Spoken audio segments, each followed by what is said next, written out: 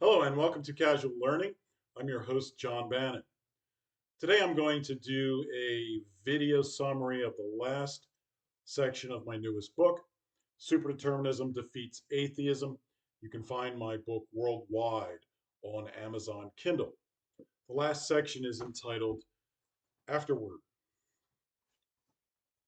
Atheistic ideology surrounds us in our secular age, causing enormous harm to those who do not follow Christian morals.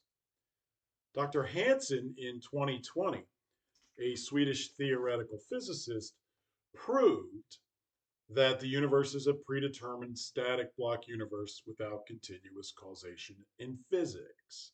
In other words, cause and effect in time is not a real thing, it's an illusion. You can find his proof at the peer reviewed physics journal Physics Essays, volume 33, number 2, June 2020. You can find this on the internet. It's a 3-page proof, simple to read, entitled Bell's Theorem and Its Tests, Proof that Nature is Superdeterministic, Not Random. So Dr. Hansen's version of superdeterminism completely stamps out atheistic ideology, which is a terrible disease in our secular age, and it's eating up post Christian nations throughout Western civilization. And the costs of using Dr. Hansen's version of superdeterminism to stamp out atheistic ideology are non existent. Uh, one could argue that you lose free will on earth, but the truth is that free will on earth uh, can't be scientifically proven to exist. And our current science indicates that it isn't real. So you're not giving up free will on earth because it doesn't exist to begin with. And in addition, uh, Dr. Hansen's version of superdeterminism allows for a concept called cinematism. And cinematism is just a reformulation of free will that says that God predetermines the universe to exhibit what he already knows your freely willed decisions would be. So not only don't you lose free will on earth as a result of superdeterminism, you actually gain a reformulation of free will, despite the fact that modern science is really mounting a very strong case against the existence of free will on Earth. Some may complain that Dr. Hansen's version of superdeterminism disproves the transphysical being or ghost or subsistent form. But again, the truth is that there is no scientific proof of transphysical beings, ghosts, or subsistent forms. And the current scientific case has mounting evidence against the existence of transphysical forms, ghosts, or subsistent forms. So again, you're not giving anything up because ghosts aren't real anyway. And in addition, um, Dr. Hansen's version of superdeterminism allows for bodily resurrection, which is the actual original Christian teaching in the Gospels. So, because we consist of information packets that appear on timeless hyperplanes of space time, then it is possible that God could reproduce those information packets or reproduce us in an unconnected, special other universe like heaven.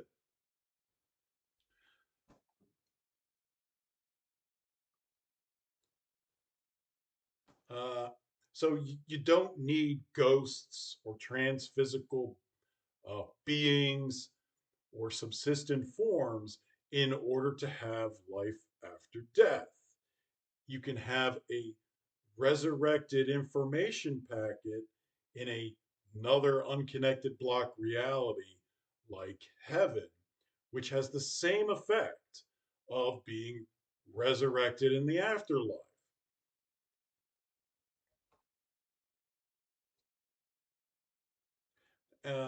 Dr. Hanson's version of superdeterminism also disproves religions that compete with Christianity, such as Buddhism and Hinduism. Dr. Hanson's version of superdeterminism completely stamps out atheistic ideology. The same cannot be said for other Christian philosophies, which, for instance, have no plausible means of countering the Copenhagen interpretation of quantum mechanics and the notion that our universe was created by a random quantum fluctuation and not by a supremely intelligent God. Uh, One could put your faith in the existence of a trans-physical being or ghost or subsistent form, despite the fact that there's no scientific proof of such a thing. But belief in ghosts does not disprove pantheism. Indeed, one school of Hinduism believes in trans-physical beings, but also a creator god, Brahman, who is pantheistic. That school is called Advaita.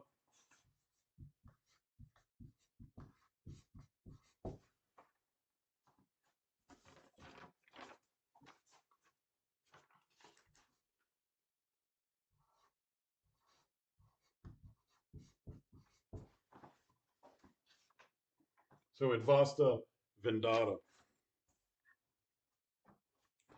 Moreover, if a trans-physical being were capable of free will, that opens the door to moral relativism.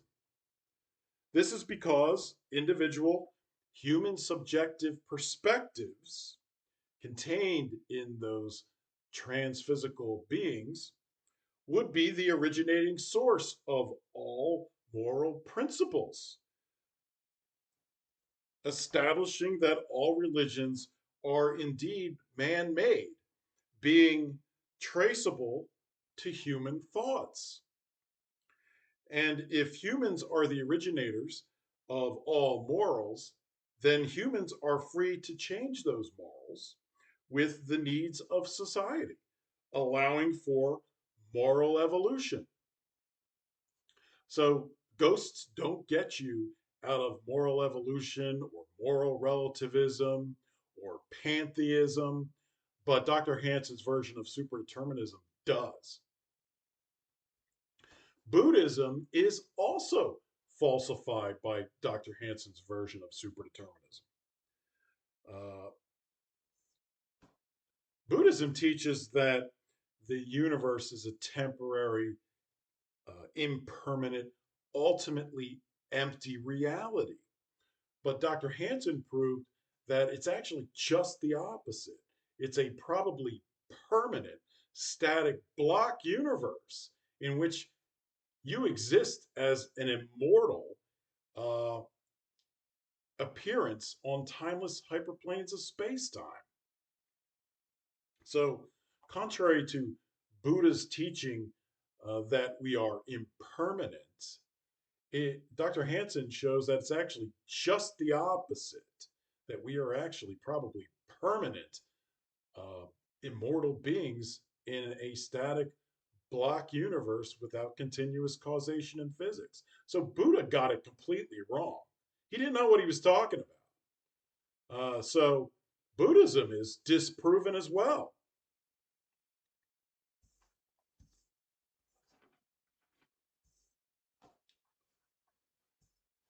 So Hinduism is also false because a pantheistic supreme deity like Brahman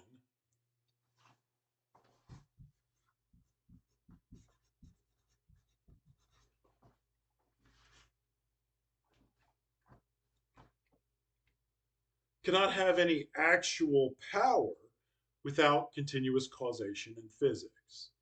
So, one school of Hinduism teaches that Brahma and the universe are one and the same, essentially pantheistic. But since the universe does not have continuous causal force of nature or continuous causation in physics, then Brahman couldn't have any power, actual power to create anything. So he couldn't possibly be a creator god like this school of thought of Hinduism claims. And that school is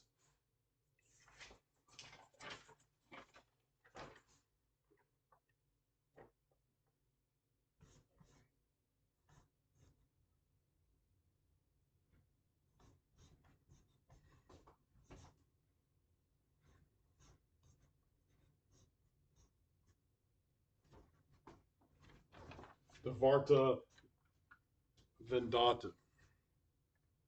So basically, under either school of Hindu thought, superdeterminism disproves Hinduism as true. Dr. Hanson's version of superdeterminism proves that hyperplanes of space time cannot cause each other because there's no continuous causation in physics to allow them to cause each other. And therefore, hyperplanes of space time must be timeless physical realities. A timeless physical reality does not need to be conserved or sustained in time because it is not subject to time. This Hindu school of thought teaches the existence of a trans-physical being, which is pointless and unnecessary um, in our superdeterministic universe, where our conscious thoughts uh, must be predetermined as an aspect of physical reality of our material brains. So, because let's say you're talking about the movement of your arm is clearly a physical object, which means it has to be predetermined by the universe. But if you think to move your arm, that because your arm movement must be predetermined, so must your thought to move it. So your thoughts, your conscious thoughts, also have to be predetermined. So that has to be part of the physical reality of the universe, which is predetermined. So because of that, you can't have a trans physical being deciding to move your arm. It's got to be your brain.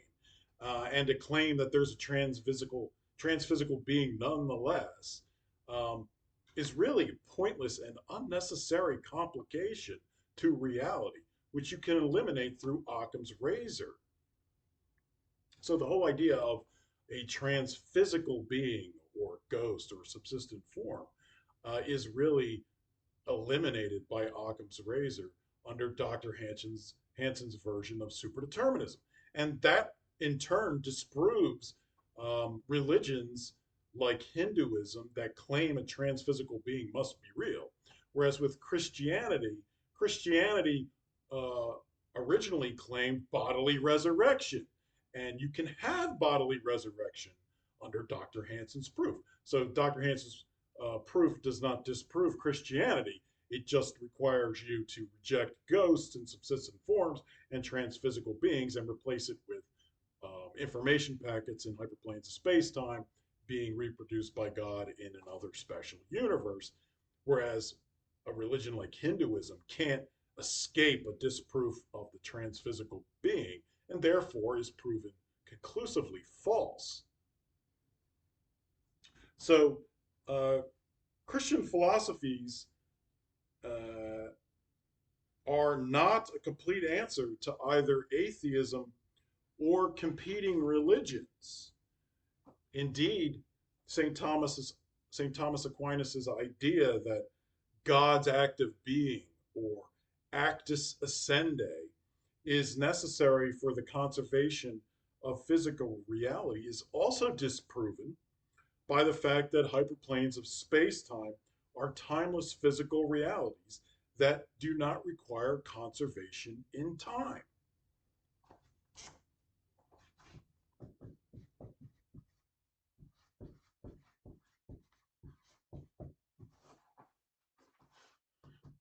So, even the best Aquinan argument for the existence of God uses the concept of actus essendi, meaning God is the active being um, whose essence is existence.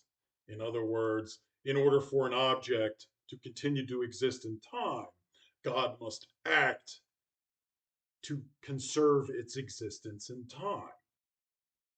That's Aquinas' best proof for why God must be real.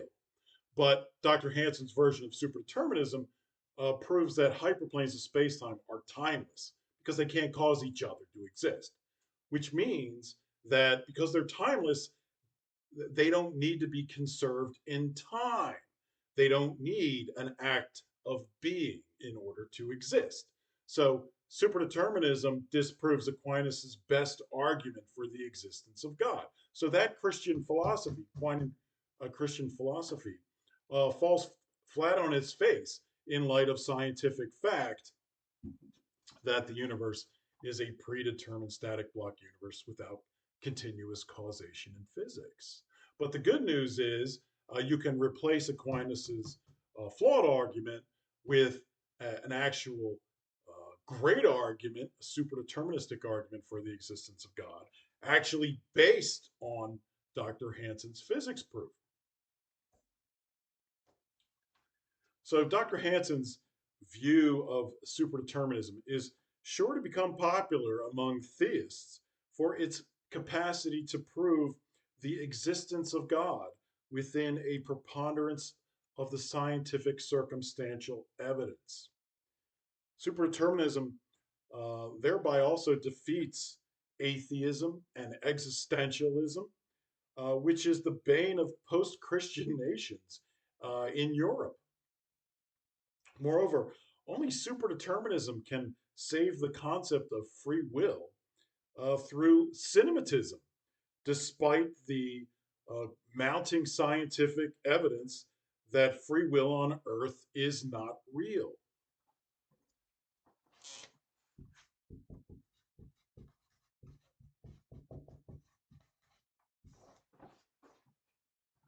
So it's the fact that God has predetermined the existence of our universe as a static block reality without continuous causation in physics that allows one to make the argument that God should have predetermined our universe in line with his omniscience of our freely willed decisions in advance of the creation of our universe. So it's superdeterminism that allows you to really make this argument or reformulation of free will, which you wouldn't get otherwise due to the mounting scientific evidence that free will on Earth is not real.